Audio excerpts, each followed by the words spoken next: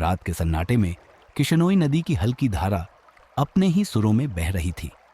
चारों तरफ घना अंधकार था और आसमान पर काले बादल गरजने को तैयार थे। अंशुल ने अपने मोबाइल की टॉर्च की रोशनी में नदी के ठंडे पानी को चीरते हुए कदम बढ़ाए। हवा में अजीब सी गंध थी, चमेली के फूलों की भीनी खुशबू के साथ एक ठंडक जो रूह तक महसूस हो रही थी। अंशुल, जो अपनी पत्नी समीरा से बात करते हुए मुस्कुराया था, अब अचानक गंभीर हो गया था। उसके दिमाग में समीरा की चेतावनी गूंज रही थी, किशनोई नदी के पास वह घूमती है, उसका नाम मत लेना। ये सब बस डराने वाली बातें हैं, उसने खुद को यकीन दिलाया। लेकिन जैसे ही उसने एक और कदम बढ़ाया, उसे पायल की हल्की आवाज सुनाई दी। उसका दिल जोर से धड़कने लगा। उसने पीछे मुड़कर देखा, अंधेरे के सिवा कुछ नहीं था। यह सिर्फ मेरा वहम है, अंशुल ने खुद को समझाया। लेकिन पायल की आवाज फिर से सुनाई दी, और इस बार और करीब से। अंशुल के कदम अपने आप रुक गए। मोबाइल की टॉर्च को चारों ओर घुमाते हुए उसने कहा, कौन है? मजाक मत करो। जवाब में सिर्फ सन्नाटा था। अंशुल ने जैसे ही नदी पार करने के लिए कदम बढ़ाया, तभी किनारे पर एक छाया नजर आई। काले साए के साथ वही पायल की आवाज और चमेली की खुशबू। अंशुल ठिठक गया।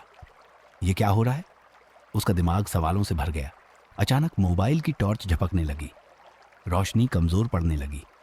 तभी उसने देखा, वह छाया अब धीरे धीरे नदी के किनारे से उसकी ओर बढ़ रही थी। अंशुल के गले से आवाज नहीं निकल रही थी, लेकिन उसने हिम्मत जुटाकर कहा, कौन हो तुम? उस साए ने जवाब नहीं दिया, बल्कि जैसे जैसे वह पास आई, अंशुल ने देखा कि वह एक लड़की थी। उसकी उम्र लगभग 24 साल होगी। लंबी घने काले बाल और चेहरे पर एक अजीब सी चमक। पर उसकी आंखें, वे आंखें इंसानी नहीं लग रही थीं। अंशुल के पैर पीछे हटने लगे। तुम कौन हो? उसने दोबारा पूछा। इस बार उसकी आवाज में डर साफ झलक रहा था। लड़की ने हल्की सी मुस्कान दी। उसकी पायल की आवाज नदी की शांति को चीरते हुए गूंज रही थी। और तभी वह बोली, तुमने मेरा नाम लिया, अब मुझसे बचने की कोशिश मत करना। अंशुल का दिल दहशत से भर गया। वह भागना चाहता था, लेकिन उसके पैर जैसे जमीन में धंस गए थे। क्या नाम? किसकी बात कर रही हो तुम? उसने कांपते हुए पूछा। लड़की ने एक कदम और बढ़ाया। उसकी मुस्कान और गहरी हो गई। यक्षिणी। अगले ही पल तेज हवा चली। अंशुल के चारों ओर अंधेरा गहरा हो गया।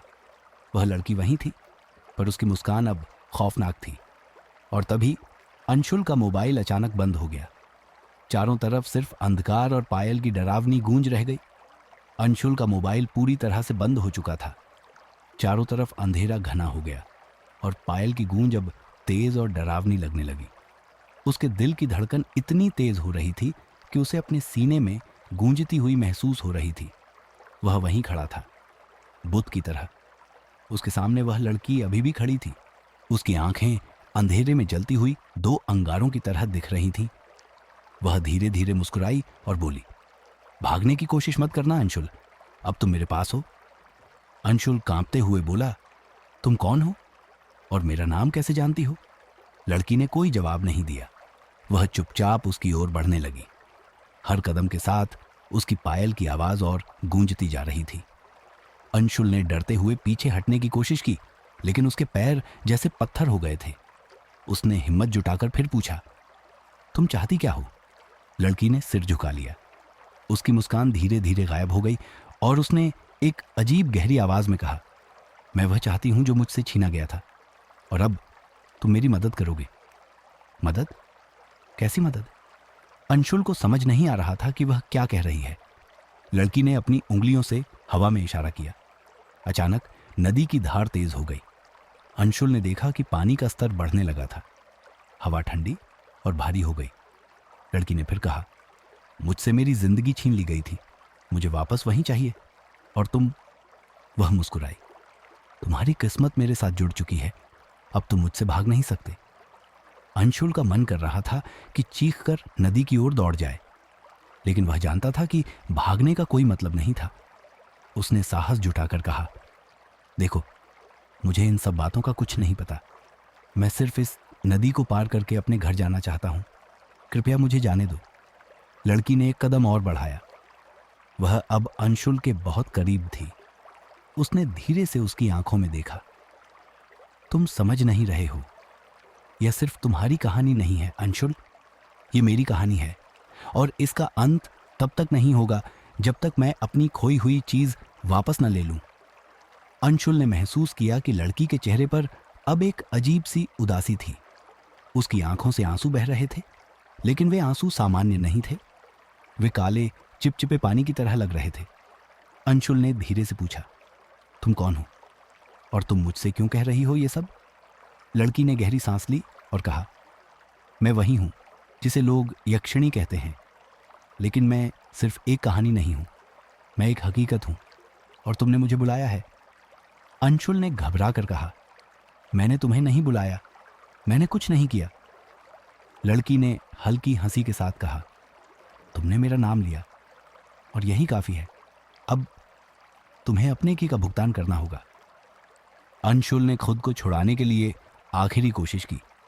उसने पीछे मुड़कर भागना चाहा, लेकिन नदी के पानी में उसका पैर फिसल गया।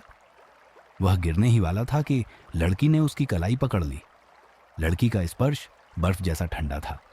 उसने धीरे से कहा, अब तुम मेरे साथ चलोगे? अंशुल ने पूरी ताकत लगाकर अपना हाथ छुड़ाया और भागने की कोशिश की, लेकिन तभी नदी का पानी और तेज हो गया और अंशुल ने महसूस किया कि उसका पैर किसी चीज में उलझ गया है। वह लड़खड़ाकर नदी में गिर पड़ा। पानी ने उसे चारों तरफ से घेर लिया। जैसे ही उसने सांस लेने की कोशिश की, उसे लगा कि कोई अदृश्य ताकत उसे नीचे खींच रही है। आखिरी बार उसने ऊपर देखा और वहां लड़की मुस्कुरा रही थी। उसकी आंखों में वही चमक थी और वह धीरे से बोली, अब यह खेल शुरू हो चुका है अंशुल, बचने की कोशिश मत करना।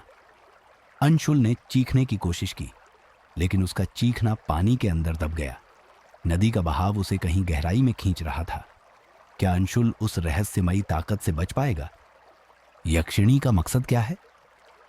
जानने के लिए देखें मैं यक्षिणी तेरी मौत। अगर कहानी अच्छी लगी हो ना, तो वीडियो को लाइक कर देना और चैनल को सब्सक्राइब कर देना। धन्यवाद।